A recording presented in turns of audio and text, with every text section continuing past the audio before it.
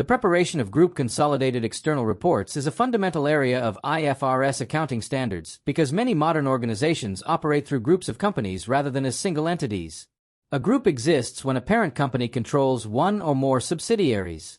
Consolidated financial statements are prepared to present the financial position, performance, and cash flows of the parent and its subsidiaries as if they were a single economic entity.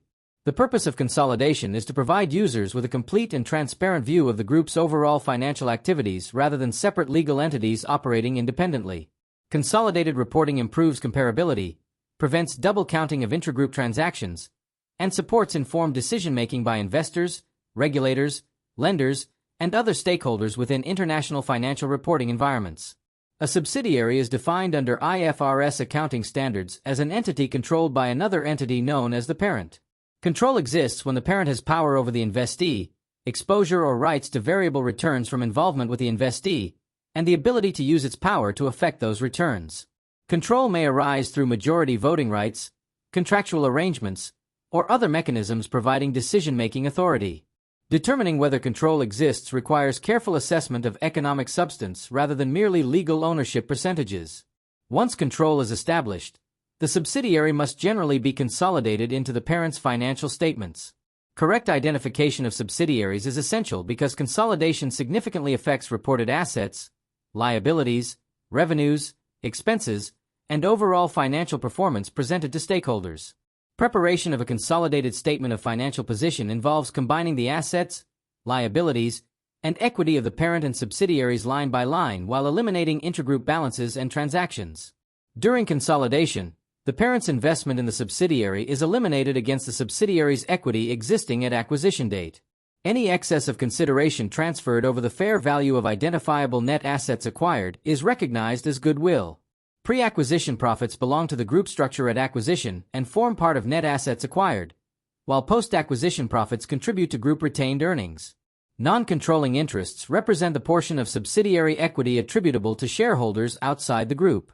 Proper treatment of goodwill, pre- and post-acquisition reserves, and non-controlling interests ensures accurate representation of group financial position within consolidated statements. Uniform accounting policies and coterminous reporting dates are necessary to ensure consistency and comparability in consolidated financial statements. Subsidiaries within a group may operate in different jurisdictions or industries and may initially prepare financial statements using different accounting policies or reporting dates. IFRS accounting standards require adjustments to align accounting policies across the group so that similar transactions and events are accounted for consistently. Similarly, subsidiaries should ideally have the same reporting date as the parent. Where reporting dates differ, adjustments must be made for significant transactions occurring between reporting periods. These requirements ensure that consolidated financial statements reflect a coherent and reliable representation of the group's financial performance and position as a unified economic entity. The preparation of consolidated statements of profit or loss, other comprehensive income, and changes in equity requires combining income, expenses, gains, losses, and equity movements of group entities while eliminating intragroup effects. Revenue and expenses arising from transactions between group companies are removed to prevent overstatement of group performance. Post-acquisition profits are allocated between the parent and non-controlling interests according to ownership percentages.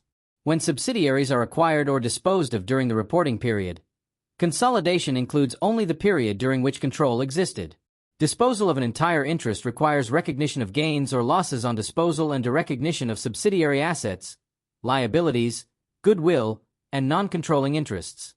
These adjustments ensure that consolidated performance reflects only external transactions and accurately represents changes in group ownership structures. Overall, preparation of group consolidated external reports provides stakeholders with a comprehensive view of the financial activities, resources, obligations, and performance of corporate groups operating as unified economic entities. Consolidation principles involving control assessment, subsidiary identification, goodwill recognition, non-controlling interests, and elimination of intragroup transactions ensure that financial statements faithfully represent economic reality rather than separate legal structures. The use of uniform accounting policies and aligned reporting periods further enhances comparability and consistency within group reporting. For DIP IFR candidates, Understanding consolidation is essential because group structures dominate modern international business environments, and consolidated financial statements are among the most significant and technically demanding areas of IFRS accounting standards and professional accounting practice.